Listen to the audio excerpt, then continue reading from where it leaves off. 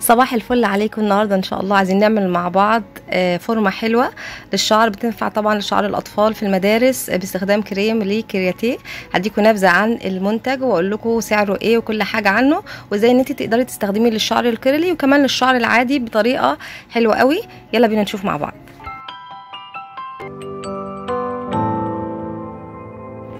كريم ليه كرياتيه هو كريم بزبده الشيا، وانا بصراحه بعشق الكريمات اللي بزبده الشيا لان انا شعري وشعر بنوتي بصراحه من الشعر النوع الجاف ومساميته عاليه، ومش بينفع معاه لترطيب الشعر غير الكريمات اللي بتكون قويه زي كريمات زبده الشيا. كريم ليه كرياتيه هو كريم خالي من السلفات والبارابين والصوديوم، يعني امان جدا ان شاء الله للاطفال.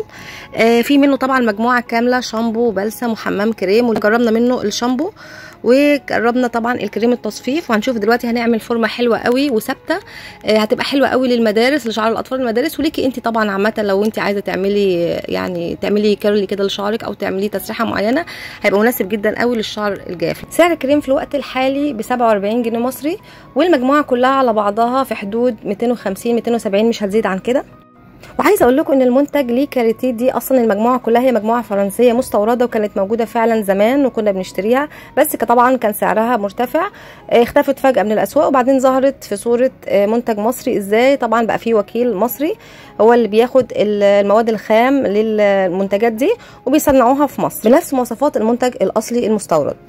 وافضل طريقه لاستخدام الكريم ده والنوعيات اللي زي الكريم ده ان الشعر طبعا يكون مغسول او مترطب بميه. انا هنا كنت غاسله شعرها من قبليه بيوم، ودلوقتي عشان عايزه الشعر طبعا يبقى مترطب فبستخدم رشاش الميه عشان ارطب الشعر. وزي ما انتم شايفين انا قسمت الشعر ليه؟ عشان اقدر اتحكم، عشان انا عايزه اعمل لها فورمه كيرلي. هي شعرها من النوع مش كيرلي قوي، مش مجعد قوي، بس هو فيه تمويجه زي ما انتم شايفين، بس انا عايزه احدد شكل التمويجه دي واثبتها عشان لما يجي هواء او تراب او حاجه الشعر مش يهيش ويبوظ.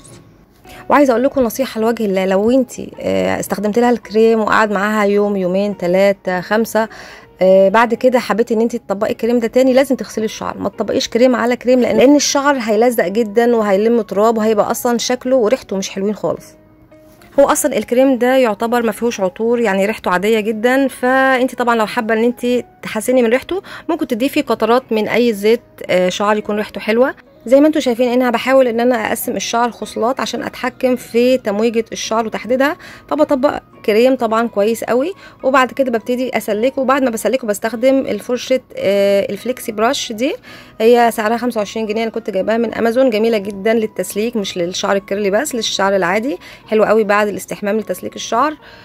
زي ما انتم شايفين انا لازم اغذي كل خصله بالميه كويس قوي وبعدين الكريم، ولازم ادعك الكريم كويس قوي. وبعد ما بسلك الخصله ببتدي ان انا بمرر الفرشه كده بالعرض زي ما انتم شايفين بطريقه بطيئه شويه، وبعد كده هبتدي اعمل الشعر المه كده على بعض عشان بس احدد شكل التموجات والخصلات.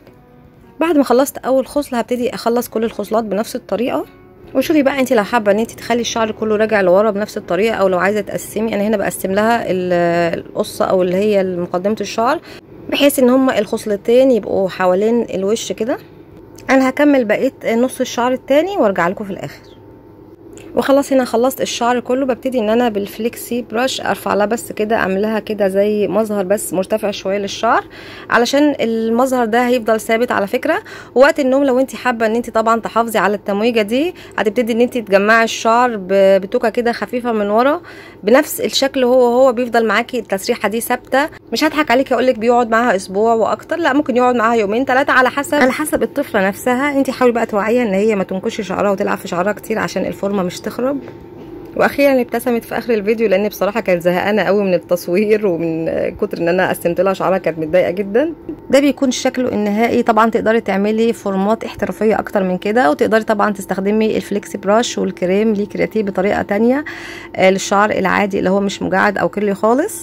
استنونا ان شاء الله في فيديوهات جايه هنعمل تسريحات حلوه قوي لشعر الاطفال للمدارس.